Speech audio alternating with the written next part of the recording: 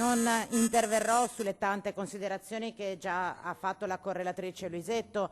Vorrei però che l'Aula provasse a fare alcune riflessioni attorno a delle questioni più generali che stanno dentro questo bilancio consolidato, che come sapete è certamente una scrittura contabile, chiamiamola così, che tiene conto dei tanti bilanci, dei tanti enti strumentali partecipati dalla Regione, tra le tante società partecipate e controllate dalla Regione. Però il bilancio consolidato, lo dico soprattutto al relatore Sandonà, che ha fatto un quadro tecnico sulle risultanze contabili, ma ancora una volta ha totalmente, probabilmente volutamente omesso la finalità principale che questo documento dovrebbe avere in particolar modo nella discussione del Consiglio regionale, e cioè la finalità di offrire una visione d'insieme delle attività svolte dall'ente Regione Veneto attraverso il gruppo della Regione del Veneto.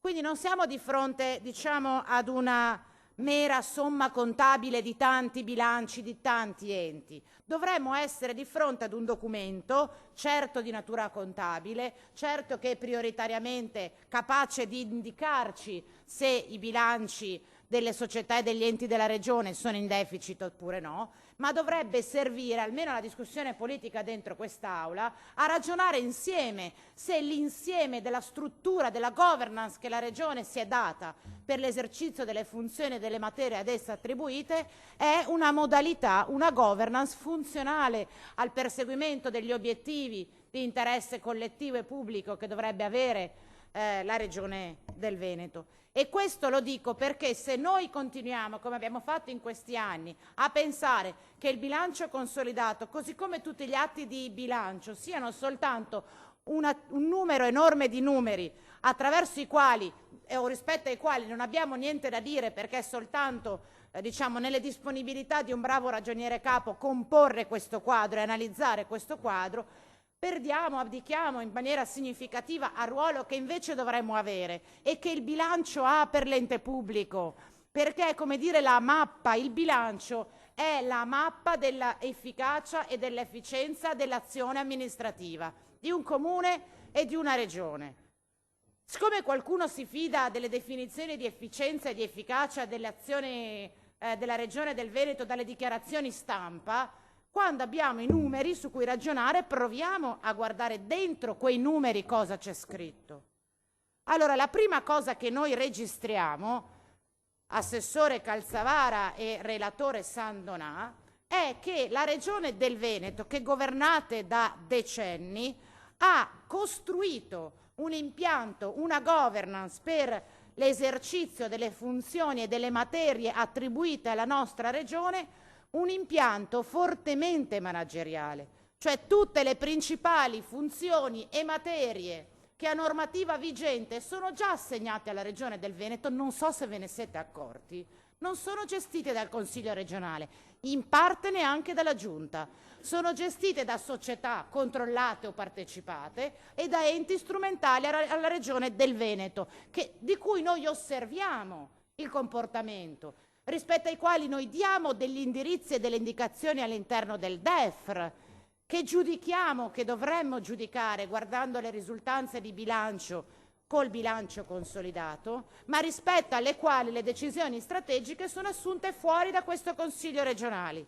Vale per le politiche legate al patrimonio pubblico, c'è Veneto Edifici Monumentali, società in house partecipata al 100% dalla Regione del Veneto, vale per tutto il trasporto pubblico locale su rotaia, gestito da Infrastrutture Venete, società partecipata al 100% da Regione Veneto, società in house, vale per tutte le infrastrutture acquedottistiche, Veneto Acqua, società partecipata al 100% dalla Regione del Veneto, società in house.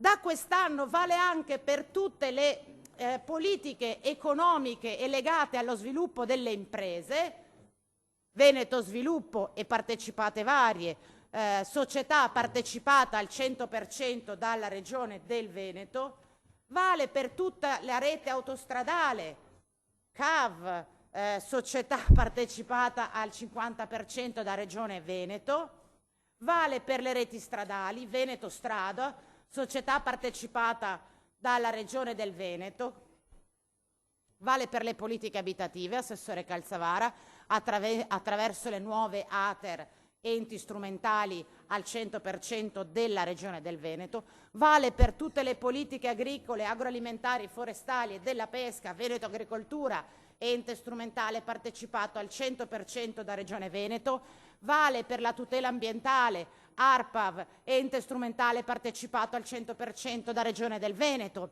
vale per le politiche del lavoro e le politiche attive sulla formazione, Veneto Lavoro, ente strumentale partecipato al 100% dalla Regione del Veneto, vale anche per il diritto allo studio, ESU, enti strumentali 3 partecipati dalla Regione del Veneto al 100%. Cioè noi siamo quelli che dicono che siamo i più bravi a fare tutte le cose che possiamo fare, tant'è che addirittura vorremmo farne altre, ma tutte le cose che possiamo fare le deleghiamo a soggetti terzi rispetto alla Regione del Veneto. Peraltro lo facciamo o direttamente attraverso enti strumentali o indirettamente attraverso società partecipate, quindi SRL o SPA, partecipate al 100% da Regione del Veneto, in modo da poter affidare in house, come si dice, a quelle società senza bisogno di bando di gara tutte le politiche regionali. È questo l'impianto che in 3 decenni di amministrazione di centrodestra avete voluto offrire alla Regione del Veneto. Io non lo so se dovesse davvero compiersi l'autonomia differenziata, faremo Veneto Scuola, una società partecipata al 100% dalla Regione del Veneto. Quale altro suggerimento ha? Veneto Welfare.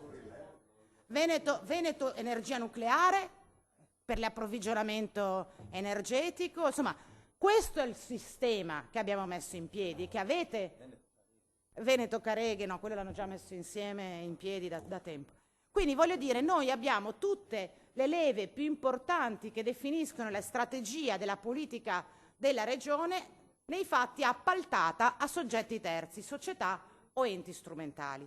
Ora, al netto che questo impianto, diciamo, di natura manageriale, che sottende l'idea che il pubblico è un aggravio, è una burocrazia, è molto meglio un CDA che una giunta, è un impianto, diciamo, che per chi si occupa un po' di economia politica è datato, nel senso che era un impianto ideologico che aveva funzionato negli anni 90, primi anni 2000. Ormai diciamo che anche le amministrazioni più liberal hanno abbandonato questo tipo di impianto, ma insomma noi siamo costanti nel mantenere questa modalità di gestione della funzione pubblica. Però al netto di questo io credo che questo impianto di gestione delle politiche pubbliche può funzionare, potrebbe funzionare, Assessore Calzavara, a condizione che si verifichino 3 situazioni precise. La prima condizione è che noi per fare questo decidiamo di avvalerci di un management pubblico di altissimo livello. Cioè non andiamo a far presiedere i CDA a soggetti figli della lottizzazione o della cooptazione, o magari mettiamo a capo delle più importanti aziende sanitarie quello che ci dice sempre di sì al telefono, ma mettiamo per i ruoli apicali delle società regionali non i più fedeli ma i più bravi. Questa è una sfida. Questa è una sfida. In alcuni settori ci stiamo provando, penso all'operazione su Veneto Sviluppo, ma è chiaro che abbiamo un portato delle incrostazioni, non faccio l'elenco per eleganza, di nomine pubbliche che di certo non sono sulla base del curriculum, e questo è un primo problema. Quindi decidiamo di delegare al modello imprenditoriale la funzione pubblica, affidiamoci a management di altissima qualità. 1. Seconda condizione, Assessore Calzavara, che per valutare ex post le politiche adottate come dire, implementiamo un sistema di valutazione pubblica e dunque di indicatori molto chiaro, trasparente, che sia fortemente orientato alla finalità dell'interesse pubblico. Cioè io devo poter misurare cosa fanno queste società in nome e per conto del pubblico attraverso le lenti dell'interesse pubblico, del bene comune, dell'interesse generale. E se io guardo gli indicatori che sono inseriti all'interno di questo bilancio consolidato, che dovrebbero appunto misurare la capacità di quelle società e di quegli enti di corrispondere a degli obiettivi, noto che non sono indicatori costruiti sull'interesse pubblico che quelle società devono perseguire. Perché se Veneto Agricoltura ha un indicatore che vuol dire che è numero di pratiche aperte e chiuse, è un indicatore che può forse in maniera molto soggettiva e discrezionale indicare l'efficienza della macchina amministrativa, ma è un indicatore che non mi dice nulla sulla qualità di quell'attività sotto il profilo dell'interesse pubblico, che non è numero di pratiche evase, ma è capacità di incrociare un bisogno, numero di... Faccio degli esempi molto semplici per dire che se si sceglie una strada la si deve percorrere fino in fondo. Peraltro sul sistema degli indicatori ha detto molto la correlatrice Luisetto. Guardate che è incredibile, io mi auguro che anche voi, colleghi di maggioranza, abbiate letto con la dovuta attenzione le schede relative agli enti e alle società partecipate dalla Regione del Veneto. E mi auguro che anche voi abbiate notato come incredibilmente tutte le società e gli enti raggiungono al 100% gli obiettivi. È incredibile, al 100%. E se non arrivano al 100, ma magari arrivano all'80%, c'è la giustificazione, cause di forza maggiore, mutamento delle condizioni di mercato. Ci fosse una volta che scrivete non siamo riusciti a raggiungere quell'obiettivo. E a me sta roba non torna, assessore Calzavara, perché è impossibile che tutti gli indicatori siano raggiunti al 100%. Allora, in alcuni casi mi rendo conto che sono io che penso male di sicuro, ma in altri casi è oggettivo che l'indicatore non è stato raggiunto.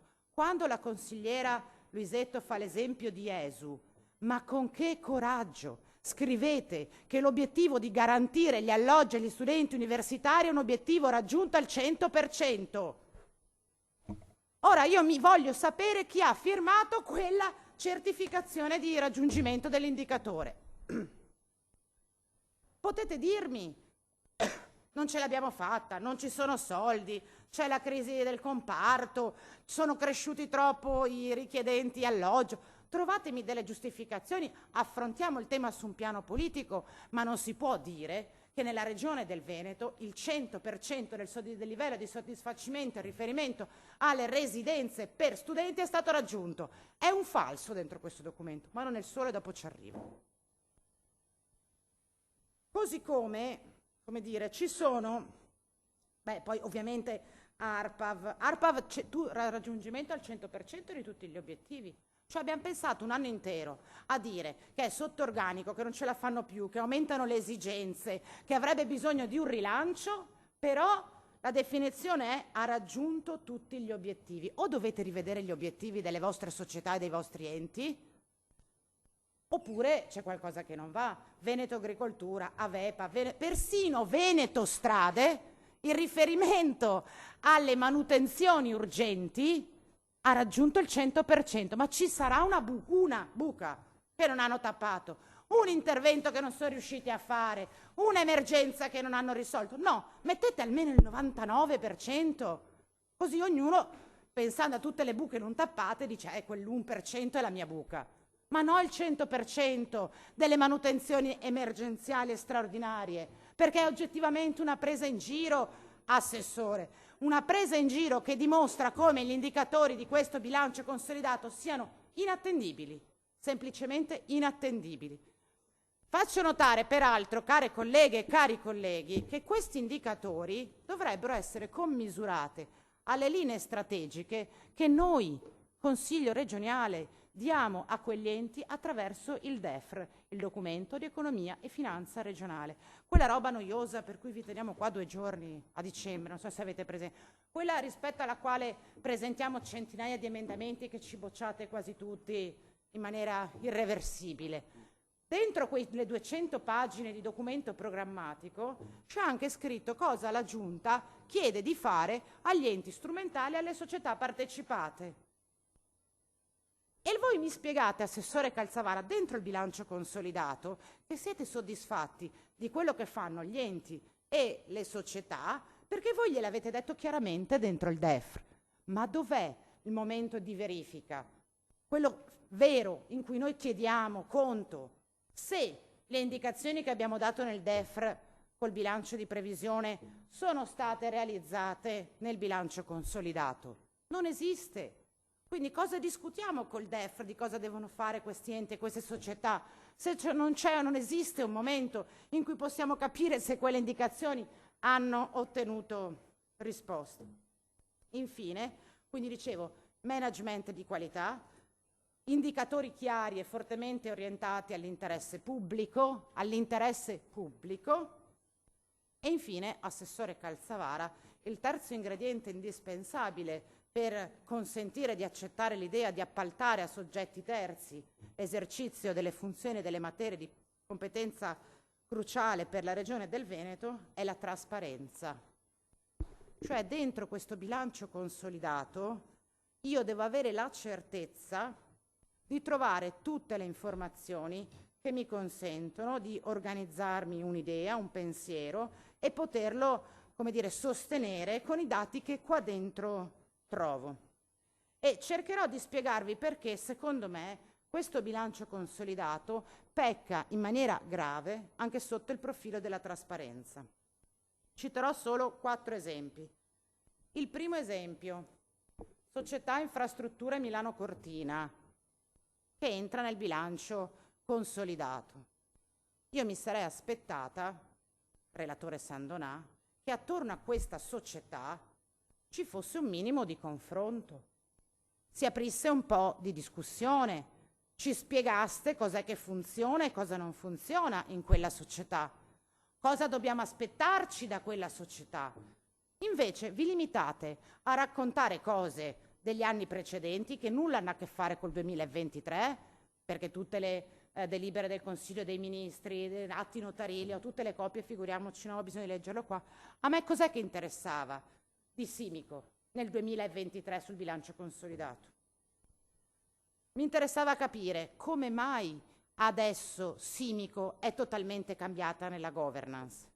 Perché se andava tutto bene e poi succede che improvvisamente Simico non è più il soggetto attuatore degli interventi cruciali delle opere olimpiche, perché il governo ha detto Simico, no teghe a fe, va ANAS.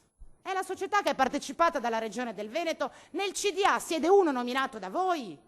Se accade il fatto che il governo dice che Simico non è in grado di fare le opere strategiche, ma sarà cavolo un fatto che dovrà almeno essere riportato in relazione.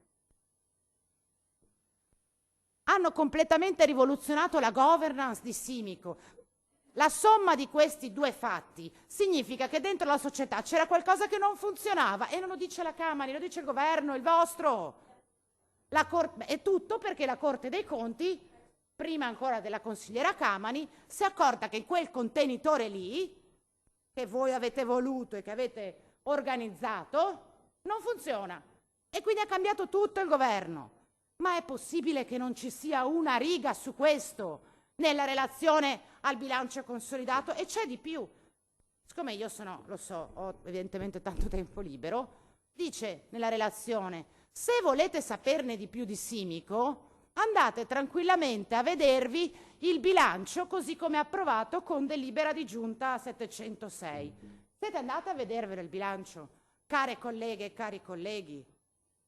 Perché vicepresidente De Berti e assessore Calzavara vi informo che in quella delibera di giunta che approva il bilancio di Simico, che dovrebbe essere in allegato a quella delibera, il bilancio in allegato è oscurato, omissis. C'è perché la delibera ha oggetto l'approvazione di quel bilancio. Ma se avete la sfortuna di avere una consigliera che è curiosa di capire quello che non avete avuto il coraggio di scrivere in relazione, e cioè perché non funziona e non ha funzionato Simico, non posso andarmi a vedere il bilancio. Consigliera, come ha fatto la collega Ostanel, può fare richiesta di accesso agli atti. E il cittadino, se non ha un interesse cogente, non può accedere a quel bilancio. Avevamo detto trasparenza. Assessore Calzavara. Vi faccio un altro esempio di come dentro questo bilancio consolidato siano riportate informazioni scorrette e persino strumentali e dunque pericolose. E mi riferisco a quanto la relazione riporta in riferimento a ESU Padova, dove sono contenute delle affermazioni gravissime che annuncio saranno oggetto di interrogazione, perché all'interno del paragrafo che riguarda ESU Padova dice che ha fatto quello che ha potuto col super bonus, col PNRR, eccetera, e che poi ha bloccato qualsiasi tipo di programmazione a seguito della richiesta di pagamento dell'IMU da parte del Comune di Padova per 16 milioni. Ora, Assessore, glielo dico chiaramente, se è vero quello che scrive ESU Padova, Ater Padova, e io so, Ater, perché l'IMU si chiede all'Ater, ho sbagliato io.